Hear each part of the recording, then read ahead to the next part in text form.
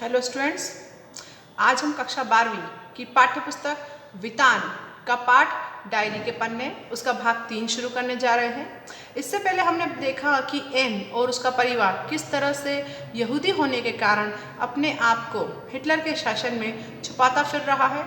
वो अपनी डायरी के पन्नों में अपनी दैनिक दिनचर्या को लिखती है। उसी की डायरी के पन्नों को आज हम यहाँ पढ़ रहे हैं।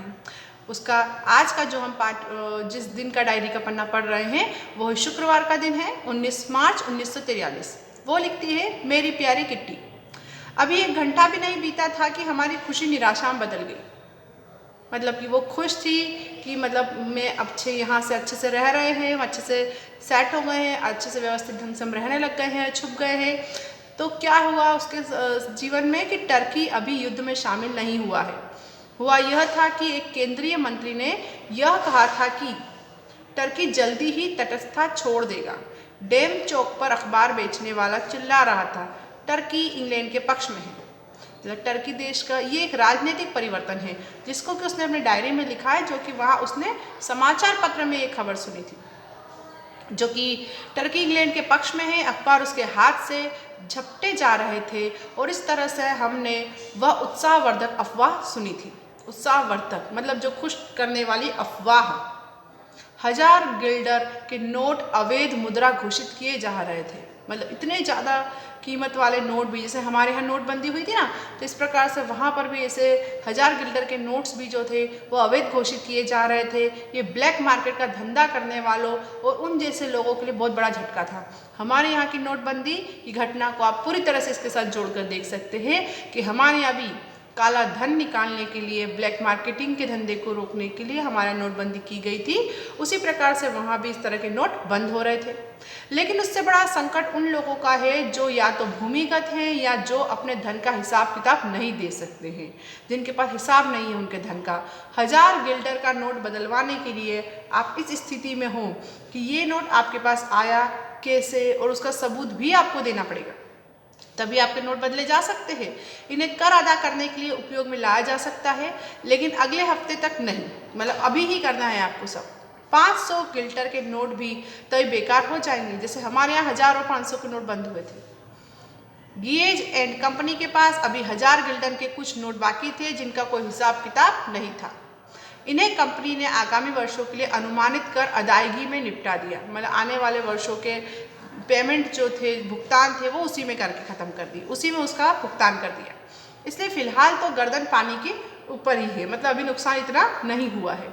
मिस्टर डसेल को कहीं से बाबा आदम के ज़माने के पैरों से चलने वाली दांतों की ड्रिल मशीन मिल गई। दांतों की मतलब पुराने समय की ड्रिल मशीन मिल गई। इसका मतलब संभवतः जल्दी ही मेरे दांतों का पूरा चेकअप हो जाएगा।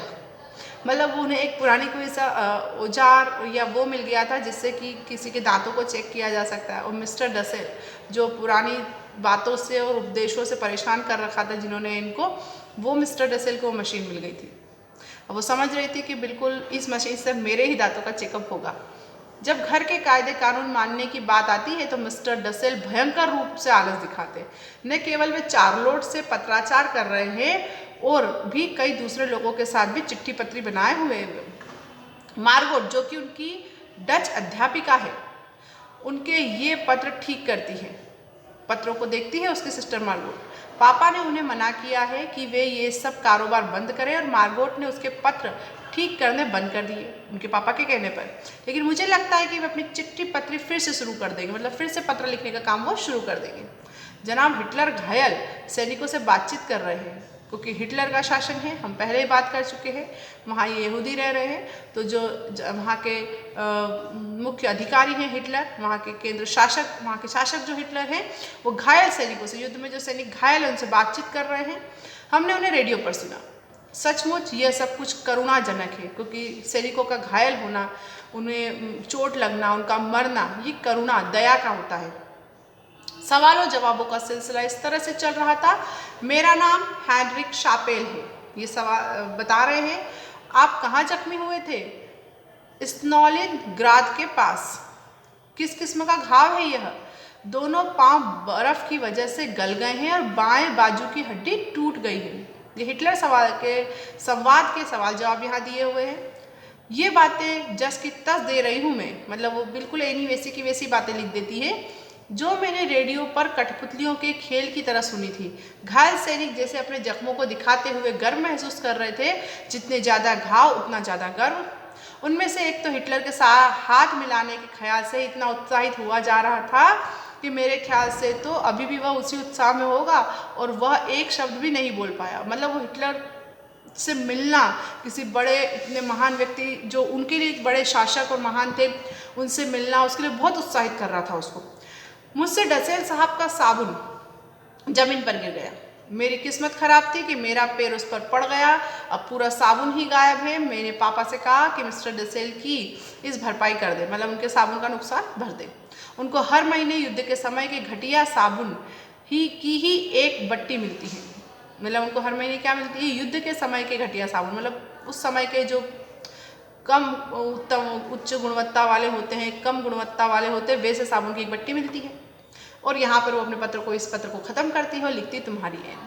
अगला पत्र उसका शुरू होता है शुक्रवार 23 जनवरी डायरी के पन्ने से 1944। इधर के सप्ताहों में मुझे परिवार के वंश वृक्षों, राजसी परिवारों की वंशावली तालिकाओं में खासी रुचि हो गई। मैं इस नतीजे पर पहुंची हूँ कि एक बार तुम खोजना शुरू कर दो कि तुम्हें अतीत में गहरे और गहरे उतरना पड़ेगा। इस खोज से तुम्हारे हाथ और भी रोचक जानकारियाँ लगेगी। हालांकि जब मेरे स्कूल के काम की बात आती है तो बहुत मेहनत करती हूँ और रेडियो पर बीबीसी की होम सर्विस को समझ सकती हूँ।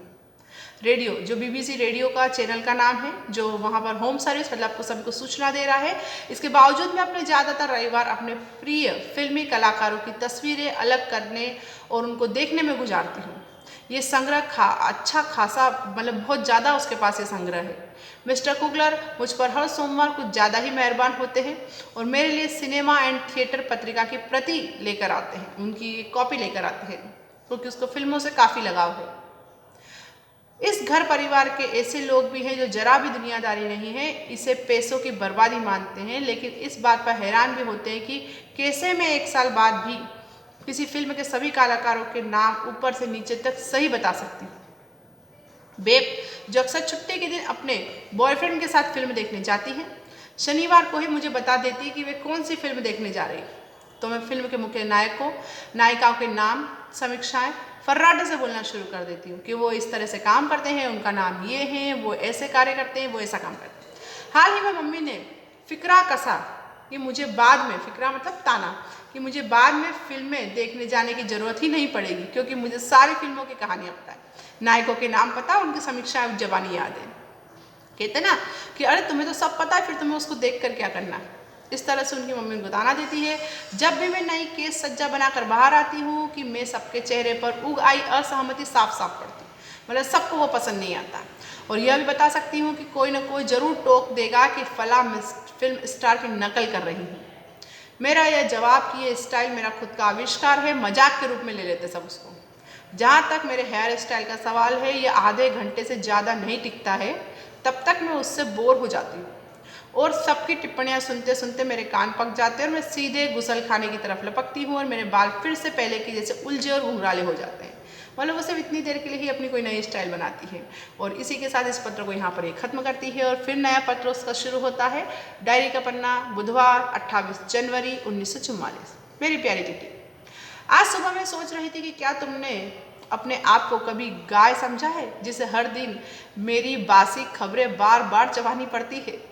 बासी खबरें मतलब कि डायरी के पन्ने पुराने हैं, अब वो पत्र बन के उसको मिल रहे हैं, इसलिए बोलती है बासी खबरें बार बार चबानी, मतलब बार बार पढ़नी। इनकी इतनी अधिक जुगाली कि तुम्हें उबासी आ जाए और तुम मन ही मन कामना करो कि एन कुछ नए समाचार दो। सॉरी, तुम्हें ये नाली के सड़ते पानी की तरह नीरस लगता होगा, लेकिन जरा मेरी हालत की कल्पना करो जिसे रोज रोज यही सुनना पड़ता है। अगर खाने के वक्त बातचीत राजनीति या अच्छे खाने के बारे में नहीं हो रही होती है तो मम्मी या मिसेस वॉन दान अपने बचपन की उन कहानियों को लेकर बैठ जाती है जो हम 1000 बार सुन चुके हैं, या फिर जैसा कि सबके घरों में होता है, फिर डसेल शुरू हो जाते हैं जो कि प्रवचन देते हैं। खूबसूरत रेस के घोड़े, उनकी 4 लोट का महंगा वार्डरोब, लीक करती नावें, 4 बरस की उम्र में तैर सकने वाले बच्चे, दर्द करती मांसपेशियां और डरे हुए मरीज, ये सब किस्से उनसे सुनना पड़ते हैं। इन सारी बातों का निचोड़ ये है कि जब भी हम 8 में से कोई भी अपना मुंह खोलता है कि बाकी 7 उसके लिए कहानी पूरी कर सकते हैं, मतलब बाकी सारे लोग उसकी बात को इतना बार सुन चुके होते हैं कि वो अगर बात को शुरू कर दे तो बाकी लोग मिलकर उस बात को ख़त्म कर सकते हैं। किसी भी लतीफ़े को सुनने से पहले ही हमें उसकी पंच लाइन पता होती है, मतलब कोई बात बोलने से पहले पता होती है। इसका मतलब यही है कि वो बातें और वो कहानियाँ इतनी बार पुनरावर्तित हुई है, इतनी बार बोली गई है कि वो मुँह ज़बानी सबको याद हो चुकी है। नतीजा ये होता है कि लतीफ़ा सुनने वाले को अकेले हंसना पड़ता है। अलग अलग ग्वाले, राशन वाले, कसाई जो घरों की इन 2 भूतपूर्व मालकिनों के संपर्क में आए, इतनी बार उनके चरित्र चित्रण हो चुके हैं कि हमारी कल्पना शक्ति में उनसे जोड़ने से कुछ भी नहीं बचा है। और क्या बता रहे, अलग अलग ग्वाले, दूध वाले, राशन की दुकान वाले और कसाई जहाँ मीट मिलता है, वो उन घर की 2 भूतपूर्व मालकिनों कौन है, एक तो एन की मम्मी और एक मिसेस वानदार। उनके संपर्क में अलग अलग बार आने पर भी उनका हर बार अलग चरित्र चित्रण उनको सुनने को मिलता है। एनेक्सी की यह हालत है कि यहाँ नया या ताज़ा सुनने सुनाने को कुछ भी नहीं बचा है। फिर भी इन सारी चीज़ों में ताज़ा सुनने सुनाने को कुछ भी नहीं बचा है और लोगों को नमक मिर्च लगाकर वह सब कुछ दोहराने की आदत नहीं होती जो मिस्टर क्लीवेन, जॉन मिए पहले ही बता चुके होते हैं। कई बार मैं मेज के नीचे अपने आप को खुद चिकोटी काट कर रोके रहती हूँ कि कहीं किसी को मैं टोक ना दूँ, मतलब अपने पर पूरा कंट्रोल करके रखती है, अपने सब्र को रोके रखती है कि मैं किसी को कुछ बोल ना दूँ। छोटे बच्चे खासकर एन कभी भी किसी बड़े को टोकने, सही लाइन पर लाने की हिमाकत नहीं करे, भले ही उनकी गाड़ी पटरी से कितनी भी उतरे, मतलब वो कितनी भी गलत बात करे। उनकी कल्पना शक्ति का दिवाला पिट चुका है। जॉन और मिस्टर क्लीवेन को अज्ञातवास में छुपे या भूमिगत हो गए लोगों के बारे में बात करना अच्छा लगता है। वे जानते हैं कि अपने जैसी हालत के जो लोग रह रहे हैं उनके बारे में बात करें। सही बात है, इंसान को हमेशा अपने जैसे लोगों के बारे में बात करना पसंद होता है। हमें उन सबकी तकलीफ़ों से हमदर्दी है जो गिरफ्तार हो गए हैं और उन लोगों की खुशी में हमारी खुशी है जो कैद से आज़ाद कर दिए गए हैं। भूमिगत होना और अज्ञातवास में चले जाना तो अब आम बात हो गई है, मतलब छुप जाना। हाँ, कई प्रतिरोधी दल भी हैं जैसे फ्री नीदरलैंड जो नकली पहचान पत्र बनाते हैं, अज्ञातवास में छुपे लोगों को वित्तीय सहायता मतलब मदद भी करते हैं और युवा ईसाइयों के लिए काम ढूंढते हैं, उनको नौकरी दिलाते हैं। कितनी हैरानी की बात है कि ये लोग अपनी जान जोखिम में डालकर दूसरों की मदद करते हैं। इसका सबसे बढ़िया उदाहरण हमारी मदद करने वालों का है जो हमारी आज तक मदद करते आए हैं। उम्मीद तो यही है कि वे हमें सुरक्षित किनारे तक ले जाएंगे, मतलब हमें सुरक्षित रख देंगे। उन्होंने कभी नहीं कहा कि हम उनके लिए मुसीबत है। वे रोजाना ऊपर आते हैं, पुरुषों से कारोबार राजनीति की बात करते हैं, महिलाओं से खाने और युद्ध के समय की मुश्किलों की बात करते हैं, बच्चों से किताबों और अखबारों की बात करते हैं और वे हमेशा खुशदिल दिखने की कोशिश करते हैं। जन्मदिनों और दूसरे मौक़ों पर फूल और उपहार लाते हैं, हमेशा हर संभव मदद करते हैं। हमें ये बात कभी नहीं भूलनी चाहिए कि ऐसे में जब दूसरे लोग जर्मनियों के खिलाफ युद्ध में बहादुरी दिखा रहे हैं, हमारे मददगार रोजाना अपनी बेहतरीन भावना और प्यार से हमारा जील जीत रहे। मतलब जरूरी नहीं है कि सिर्फ युद्ध करने वाला व्यक्ति ही महान होता है, प्रेम देने वाला, आपसे प्रेम का व्यवहार करने वाला वो भी महान होता है। अजीब अजीब कहानियाँ चल रही है, उनमें काफ़ी सच भी है। अभी मिस्टर क्लीवेन गेल्डरलैंड में भूमिगत हो चुके आदमियों और पुलिस वालों के बीच हुए फुटबॉल मैच का जिक्र कर रहे थे। हिल्वर्सम में नए राशन कार्ड जारी किए गए हैं, ऐसा बताया गया है, ऐसे लोगों को जो अज्ञातवास में रह रहे हैं राशन खरीदने की सुविधा के लिए, मतलब जो लोग छुपे हैं ना उनका अलग से राशन कार्ड बने हैं। अगर राशन कार्ड न हो तो एक कार्ड के लिए 60 गिल्टर देने पड़ते हैं, मतलब वहाँ के जो रुपए हैं उसको गिल्टर कहते हैं। जिले में अज्ञातवास में रह रहे सभी लोगों से रजिस्ट्रार्स ने आग्रह किया कि वह फला दिन एक अलग मेज में आकर अपने कार्ड ले जाएं। इस सब के साथ ये भी ख्याल रखना पड़ता है कि इस तरह की चालाकियों को जर्मनी को हवा न लगे, मतलब ये सारी चालाकियाँ जर्मन लोग जो है, जो हिटलर है, उनको इसकी जानकारी ना मिले, उनसे छुप के सारे काम करना होते हैं। इसके बाद इसी के साथ ये पत्र यहाँ खत्म करती है एन, लिखती है तुम्हारी एन, और अगला पत्र शुरू होता है उसका डायरी का पन्ना बुधवार 29 मार्च 1944। यहाँ से हम इसको अगले भाग में पढ़ेंगे। धन्यवाद।